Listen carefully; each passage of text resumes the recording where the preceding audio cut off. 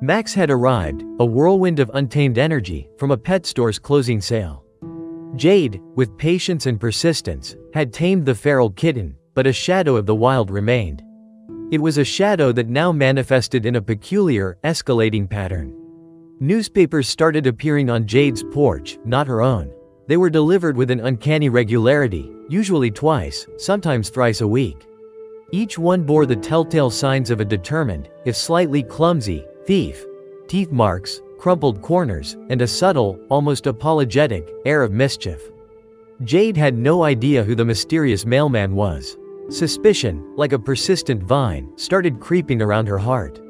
Was it a neighbor with a playful sense of humor? A prankster up to some peculiar scheme? The possibilities fluttered like butterflies in Jade's mind. But something about the regularity, the precision of the theft, pointed to one creature. Max. One morning, Jade's son, Liam, a budding detective himself, pointed to the window. There, framed against the sunrise, was Max, a shadowy figure emerging from a neighbor's yard. He wasn't merely walking. He was dragging a newspaper, its pages flapping against the ground like a vanquished flag, in his teeth. It was a scene straight out of a silent film, a cartoon come to life.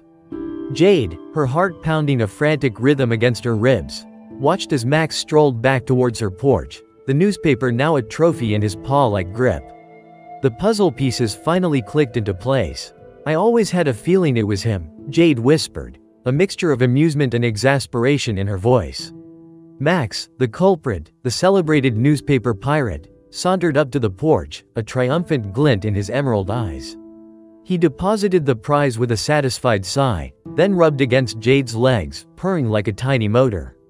The newspaper, a testament to his daring raid, lay crumpled and slightly stained at her feet.